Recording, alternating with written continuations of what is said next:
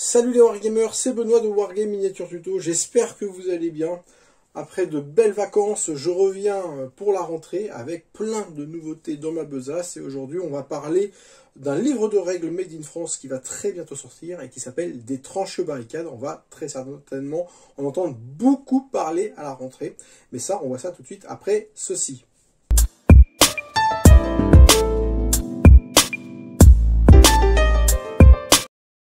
Alors, on va découvrir ensemble ce livre. Je vais vous livrer un petit peu mon ressenti par rapport à ça. Je l'ai parcouru plusieurs fois, j'ai étudié les règles, j'ai rappelé les auteurs, ils ont répondu à mes questions. Bref, un échange tout à fait constructif, mais je voulais me donner un petit peu le temps de bien assimiler les règles, de bien les comprendre. Et aujourd'hui, je vais vous en parler, et je vais vous parler plus particulièrement de ce livre de règles, donc Des tranches barricades, escarmouche au début du XXe siècle. Donc plutôt sympa, une jolie couverture. Alors, le livre que je vais vous montrer là, c'est pas la version définitive, hein, c'était une version de travail. Vous voyez, hein, on voit bien ici. C'est vraiment pas une version définitive. Le livre qui va sortir dans quelques jours maintenant sera un petit peu différent. Il sera remanié parce qu'il y a eu quelques petites corrections de dernière minute. Moi-même, j'ai pu livrer mon premier ressenti aux auteurs pour mieux comprendre. Et puis, bon, ils en ont peut-être tenu compte ou pas. On verra bien quand le livre sortira. Et donc, on va découvrir un petit peu le contenu de ce livre. Et je vais vous parler des auteurs, hein, parce que les auteurs, on va parler d'eux, hein, c'est deux copains qui s'appellent Romuald Arnaud et Jean-Baptiste Follet. Bon, à la base, ce livre-là, qui sortira en version papier, était prévu pour un jeu entre copains qui couvrait la guerre d'Espagne. Mais au final, ils se sont pris un petit peu le doigt dans l'engrenage et il va couvrir les guerres, les escarmouches plus particulièrement, de 1904 à 1954. Très honnêtement, je pense que ça peut aller au-delà. On peut faire, avec ce type de règles, de la Seconde Guerre mondiale. Je pense également de la guerre du Vietnam sans aucun problème. C'est parfaitement adaptable. C'est adapté donc pour du 15 au 28 mm, donc avec un système de soclage qui est somme toute assez original, et ça on va en parler tout de suite. Et je vais tout de suite vous présenter un petit peu l'intérieur. Déjà, mon avis général sur ça. Ce qui me plaît beaucoup dans ce livre, déjà, c'est que il y a beaucoup de figurines peintes. Alors là, c'est des Brigade Games, des artisans, des Brigade Games. Elles sont peintes et bien peintes. Donc déjà, ça donne envie. Et tout de suite, ce qui saute aux yeux également, c'est qu'on a des systèmes de soclage qui ne sont pas des soclages uniquement individuels. On a beaucoup de socles de 3 figurines, ce qui est assez original. Alors, autant vous dire tout de suite que ce jeu n'est absolument pas un copier-coller de jeux existants type Bolt Action. C'est vraiment un système de jeu original qui ne reprend quasiment aucun des mécanismes de jeu que je connais.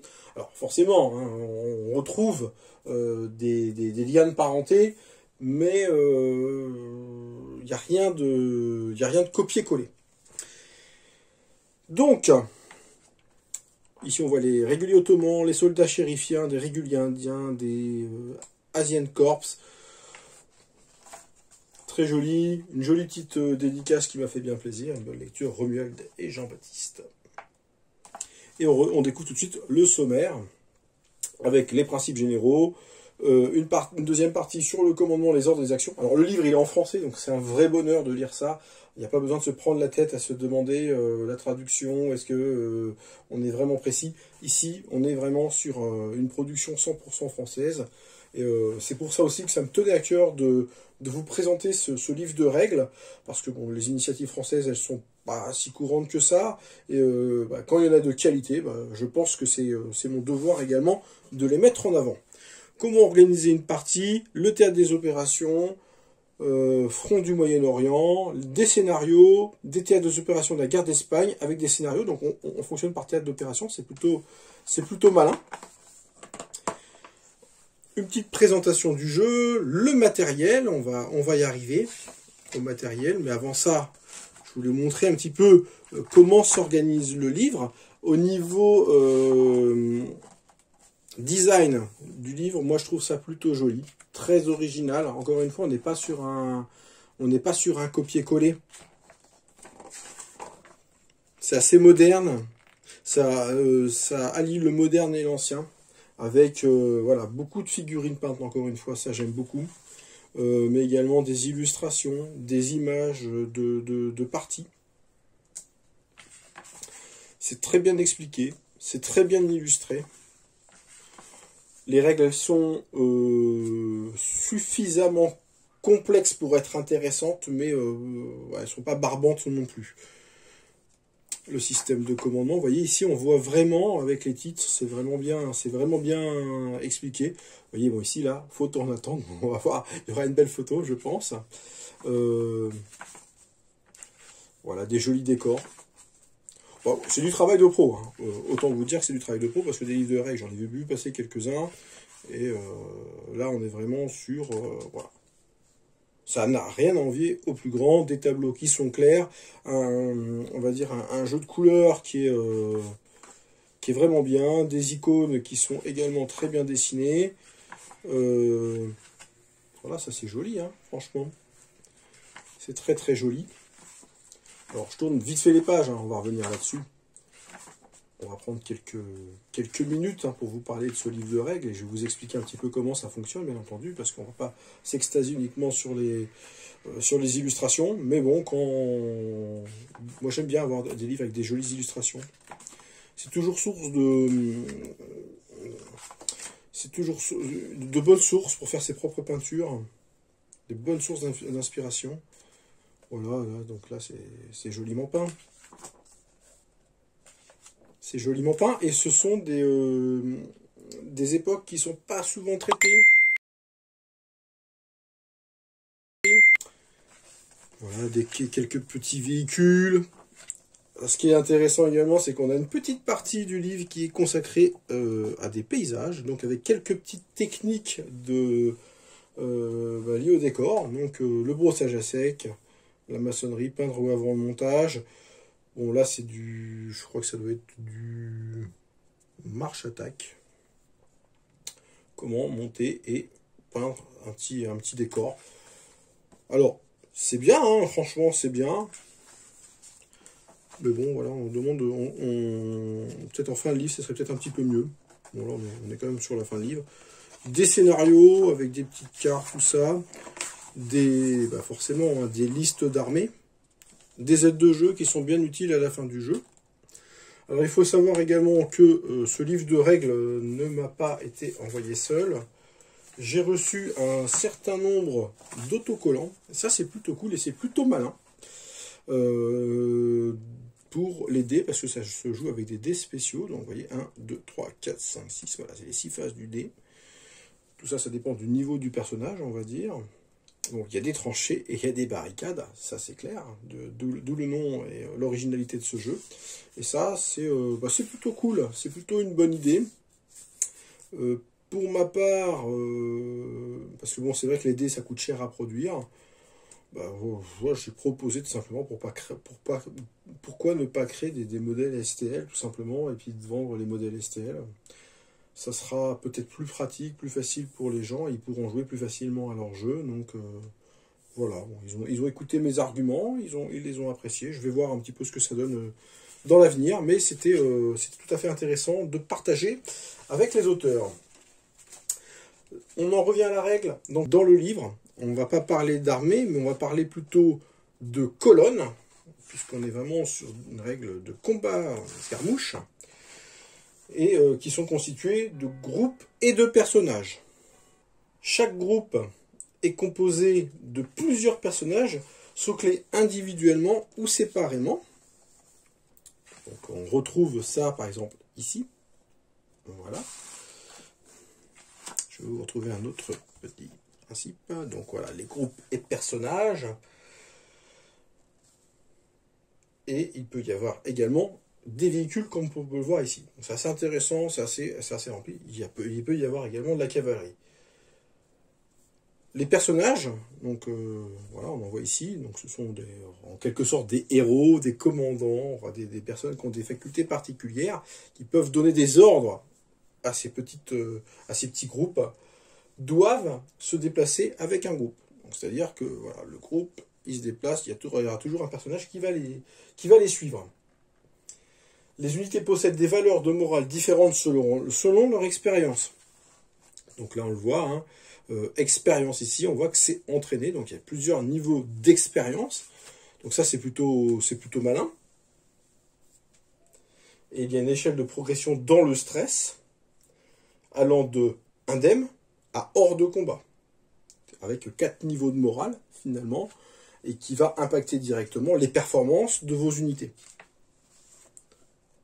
Donc ça, on retrouve des choses qui nous sont familières, mais un petit peu à la sauce des auteurs, et ça varie un petit peu. Alors, la grande originalité de ces règles, elle réside essentiellement ici, avec le terrain, donc des tapis de jeu qui sont spécifiques à ce jeu. Et la grande originalité, donc, c'est d'avoir des tapis de jeu qui sont quadrillés, donc avec des petites zones carrées. Alors, ça peut choquer de prime abord en disant, ah oui, ça quand même, ça dénature le terrain de jeu, tout ça.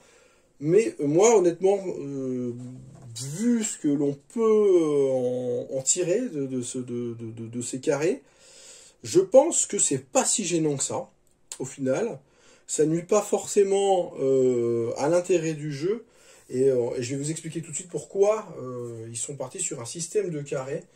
Tout simplement parce que c'est des carrés de 10 par 10 déjà. Et que chaque carré représente une zone de terrain plus ou moins facile à traverser. Donc on va de praticable, difficile, très difficile.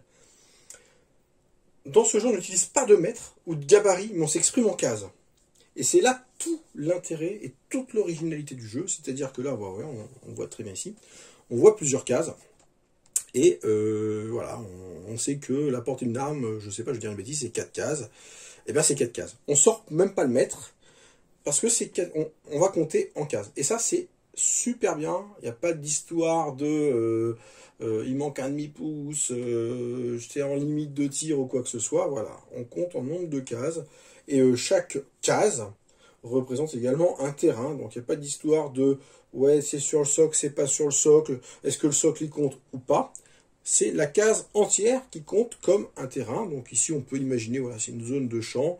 Ça va être un terrain qui peut être considéré comme difficile. Sans être praticable, s'il est un peu mouillé, il peut être très difficile, ça peut être un peu marécageux, tout ça, mais ça représentera toujours des carrés de 10 par 10, et on peut voir ici, par exemple, au niveau des maisons, que les maisons étaient adaptées par rapport à ce quadrillage. Alors il faut savoir que les auteurs ont proposé dans leur site internet également tout un panel d'accessoires. Donc il va y avoir des dés traditionnels. Moi je parlais des STL tout à l'heure, une proposition que j'ai faite, il va y avoir des dés traditionnels. Ils vont pas gagner grand chose là-dessus, hein, parce que les coûts de production sont quand même assez faramineux par rapport à ça. Donc c'est vraiment pour permettre aux joueurs de pratiquer le jeu. Ils vont vendre également des tapis qui sont déjà découpés en carreaux de 10. Et on peut très bien également découper un tapis classique avec des cases de 10 par 10. Tout l'intérêt aussi, c'est de ne pas partir sur de l'hexagone, parce que bon, l'hexagone, c'est un petit peu plus compliqué à faire à la maison. Ce système implique forcément des lignes de vue qui sont facilement assimilables, d'autant qu'on parle ici en ligne de vue réelle. Donc c'est plutôt simple à s'approprier comme règle. On a la possibilité sur ces terrains, alors je tourne un petit peu, hein, vous voyez un petit peu ce qu'il y a dedans, d'installer des mines, des pièges, des barricades et des barbelés, donc qui ont chacun une incidence sur le jeu. Les activations sont aléatoires, ça c'est plutôt cool également. Donc, vous voyez, hein, je tourne encore, c'est très très bien expliqué avec des petits schémas. Alors, des petits schémas, je n'ai pas très bien compris. A priori, ils vont être modifiés. Bon, là, c'était vraiment voilà, la version de travail. Mais bon, c'était déjà très clair. Hein. Franchement, je pinaille un petit peu. On me demande mon avis, moi je le donne. C'est tout. Mais voilà, avec un système d'activation aléatoire. Donc, il y aura des pions d'activation, puis des tests d'activation pour les unités. Pour les groupes, plutôt. Donc, le groupe doit se trouver dans une autre activable par un des leaders. Les leaders, c'est les personnages qui sont tout seuls. Sauf pour les éclaireurs, bien entendu. Et on peut conserver des dés d'activation, et un système de dés d'activation pour plus tard, afin de créer des actions concertées. Ça aussi, c'est un bon point au niveau de ce jeu, je pense. Les actions concertées, c'est des... voilà, on se dit, bah voilà, je vais garder ce petit dé-là pour un petit peu plus tard, et finalement, bah, je fais avancer une unité, mais je vais faire avancer l'autre, et on arrive à faire des trucs qui sont plutôt sympas. Et moi, je trouve que le système est plutôt malin. Et c'est vraiment une très très bonne idée. Il y a également un pion, ce qu'on appelle le pion Tea Time. Alors, dans la petite pochette, on va tirer les pions d'activation. Et le tour, il prend fin à partir du moment où c'est tiré. C'est-à-dire que on peut piocher 2 pions, on tombe sur ce pion-là, et le tour est terminé. Donc, au final, il y a une petite part d'aléatoire qui est plutôt sympa. On n'est pas obligé de tirer tous ces pions d'activation, donc il faut jouer quand même de manière... faut pas se retenir, on va dire, pour jouer. Hein. Il faut quand même avancer, il faut quand même aller se battre, parce que sinon, bah, voilà, le pion Tea Time risque de tomber, et le tour est terminé, et on risque de ne pas pouvoir bouger ou avoir quelques actions avec ces personnages. Ce qui est sympa également, c'est qu'on peut... alors là, on voit hein, le combat rapproché, d'autres actions. On peut réagir à une action de l'adversaire en retirant un de ses pions d'activation, mais on doit effectuer un test d'activation qui tient compte du moral de l'unité, du groupe plus particulièrement. Donc ça, c'est plutôt pas mal. On ne retrouve pas ça dans tous les jeux. Le système, en gros, on va vous tirer dessus. On dit, ah bah non, mais moi, finalement, pour ne pas me prendre trop de coups, je décide de me mettre à terre. C'est un exemple, hein, de me mettre à terre. Mais pour me mettre à terre, il faut déjà que je retire mon dé, parce que bah, du coup, je fais une action. Je me mets à terre, mais pour que je réussisse cette action-là, il faut que je réussisse un test de morale, hein, tout simplement, un test de commandement. Et si j'échoue, je vais voir le feu. Ça peut marcher pour pas mal de choses. Et je trouve que c'est plutôt pas mal. Donc, une bonne chose. Ça me rappelle un petit peu, très honnêtement, le Dawn qu'on peut rencontrer dans le système de jeu Bolt Action. Avec quelques petites variations ici. Mais bon, le système de Dawn dans Bolt Action, c'est un bon système. Donc, autant prendre les bonnes règles. Donc c'est plutôt pas mal. On retrouve ici un des petits schémas, hein, on en trouve beaucoup dans le livre de règles. Voilà, on en trouve beaucoup. Les exemples d'une activation, donc pas mal de choses. Il faut savoir également que là, on voit des petits schémas comme ça, mais que la version va être proposée également en éléments 2D. Donc ils vont vendre des petits éléments en carton comme ça. Pour les gens qui ont pas forcément envie de peindre des figurines et qui veulent privilégier l'aspect jeu, ça peut être une bonne idée. Ça peut être également une bonne idée pour les joueurs réguliers qui veulent emmener le jeu en vacances et puis par exemple jouer en famille avec des copains sans avoir à emmener toutes les figurines. Une petite version portable. Moi je trouve ça plutôt malin. C'est d'autant que les illustrations elles sont plutôt rigolotes. Alors, un petit peu plus caricatural là-dessus que sur ce qu'on voit sur le livre. Mais c'est plutôt une bonne chose. Donc là c'est vraiment pas mal. Au niveau des actions, voilà, ce que je vous expliquais, hein, c'est que chaque activation permet de dépenser un ou plusieurs ordres. Donc ça, c'est la différence. Je refais encore le parallèle avec Bolt, hein, mais voilà, là on peut dépenser plusieurs ordres disponibles dans une liste. Et les listes, elles comprennent des ordres classiques, hein, bien entendu, comme se tirer, se déplacer, et d'autres qui sont plutôt marrants, comme soudoyer, comme saper quelque chose. Le nombre d'or est tiré au dé, dont le nombre est défini par la valeur du leader activé. Donc c'est-à-dire, il y a des leaders qui ont des valeurs plus ou moins importantes, et ça va déterminer le nombre de dés que vous allez tirer, tout simplement. Les tirs sont résolus de manière classique, avec un jet de précision pour le tireur et un jet de sauvegarde pour la cible. Donc là, alors, on est sur des systèmes de jeu qui sont originaux, mais on ne va pas partir non plus dans des délires artistiques. Donc on reste sur des bases plutôt compréhensibles et plutôt simples. Donc là, voilà. Un jet pour réussir son tir et un jet pour sauvegarder quand on est la cible.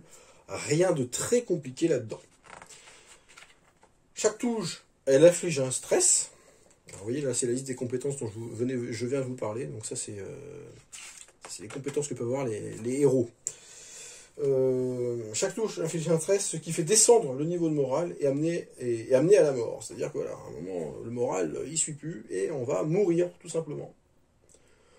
On peut faire un test de survie tout de même. Donc ça, c'est plutôt, voilà, c'est un petit peu plus original, un petit peu plus rigolo. Donc voilà, on meurt pas forcément immédiatement. Il existe des règles de combat rapproché, hein, comme dans beaucoup de livres de règles, hein, c'est pas uniquement du tir à distance, donc ça c'est plutôt logique et classique.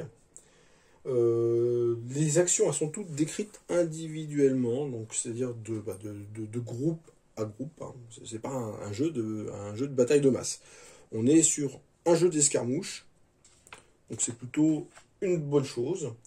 On peut faire des tirs d'artillerie, donc il peut y avoir des tirs d'artillerie. Je crois qu'il y avait un petit schéma où on montrait. Je vais essayer de vous retrouver ça. Hein. Voilà, une petite artillerie. Voilà, donc avec des tirs en cloche, régler un tir d'artillerie. Donc vous voyez, ils ont quand même pensé à pas mal de choses. On parle d'embuscade, d'infiltration, d'activation d'un groupe embusqué. On peut détecter des embuscades. Vous voyez, là, on parle des actions rigolotes. Saper, régler un tir d'artillerie, ça c'est une action également. Se plaquer au sol et soudoyer, rallier. Donc bon, on a des actions quand même qui sont plutôt intéressantes, je pense, de quoi faire des parties assez amusantes. Et en fin de livre, ce qui est plutôt amusant, ce qui est plutôt bien fait, et ce qu'on retrouve dans pas mal de livres finalement, on retrouve des listes d'armées. Mais des listes d'armées qu'on n'a pas forcément l'habitude de voir. Vous voyez, ici on a l'Empire ottoman. Cool. L'Empire allemand et l'Empire austro-hongrois. Donc là on est sur vraiment du début voilà, avant la Seconde Guerre mondiale. L'Empire britannique, on parle de bataille d'Empire. Donc, ce qui nous permet, alors c'est un prétexte encore, hein, pour s'acheter de nouvelles figurines, parce qu'on n'a pas cette époque-là. La Grande Révolte arabe, alors ça me fait penser que la Grande Révolte arabe, ici on voit de très très jolies figurines, ils ont eu l'excellente idée de s'associer avec un sculpteur que j'aime beaucoup, qui s'appelle Propylaen Foliescu. J'avais fait une vidéo sur lui. Moi, c'est un sculpteur que je définis comme l'un des meilleurs, si ce n'est le meilleur sculpteur 3D actuel. Et il a modélisé une très très jolie figurine de Laurence d'Arabie. Donc ça c'est pareil, et je crois qu'ils vont proposer à la vente le STL, ou peut-être que ce sera un fichier physique. Je ne sais pas. Ça va être tout ça va être lancé très très prochainement sur Ulule. Je vous donnerai dans la description de la vidéo l'adresse des auteurs, des tranchées aux barricades. Ils ont un site internet qui est plutôt bien foutu. Et dessus, vous aurez tous les renseignements pour vous procurer la règle. Donc, ils ont décidé de passer par Ulule, pas par Kickstarter, parce que bon, j'estime que c'est plutôt franco-français. Voilà, bon. Et peut-être un petit peu peur d'aller sur Kickstarter, les grands méchants anglais, et c'était peut-être un peu gros pour eux. Très honnêtement, moi, je pense qu'ils auraient pu y aller sans aucun problème. À partir du moment où vous aurez proposé une règle traduite, des règles traduites en version anglaise, bon, c'est pas... Pour l'instant, je ne sais pas si c'est dans les tuyaux, mais voilà. J'en reviens à mes listes. Les listes, voilà, la Grande Révolte arabe, avec, voilà, on vous dit tout ce qu'ils ont droit. Des scénarios, donc c'est toujours bien illustré, c'est toujours joli, ça donne vraiment envie. Alors, pillage, ça me fait rigoler, hein, parce que bon, un petit clin d'œil à une règle que j'apprécie énormément également. L'attaquant de dépenser 2 ordres pour piller un pion butin et qui se trouve dans sa zone. Donc ça c'est plutôt rigolo. Théâtre des opérations, plusieurs théâtres des opérations. La guerre d'Espagne, alors c'est là-dessus qu'ils voulaient commencer vraiment. Et voilà, la 5e colonne, Tiznao, la non-intervention française, l'aide soviétique, les légions Condor. Enfin bon, les milices républicaines.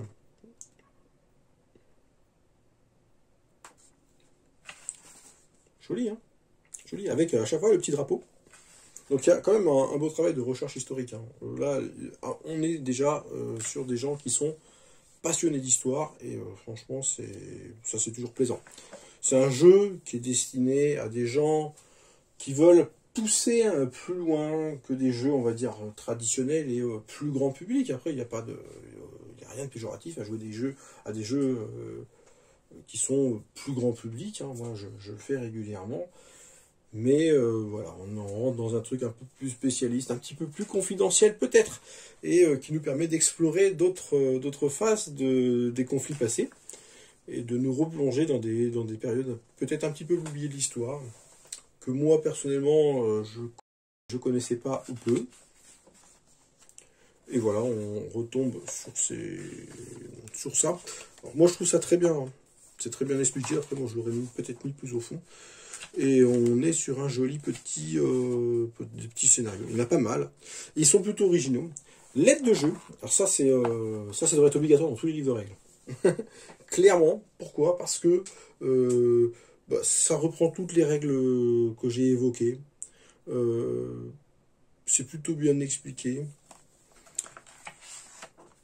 Le petit système d'icônes, moi je suis quelqu'un qui a besoin de voir pour comprendre. Et là, avec le petit système d'icônes, tout de suite ça me parle. Je ne sais pas comment vous fonctionnez, moi c'est un petit peu le cas. Les mouvements, tout ça, donc voilà. Ici on finit par de très très jolies figurines peintes également, hein. Donc il y a vraiment un Romuald Areno, pas Arnaud, Areno, qui est un des auteurs, hein, qui a un très très joli coup de pinceau. Jean-Baptiste également, hein, donc voilà, on est vraiment sur un jeu de passionné.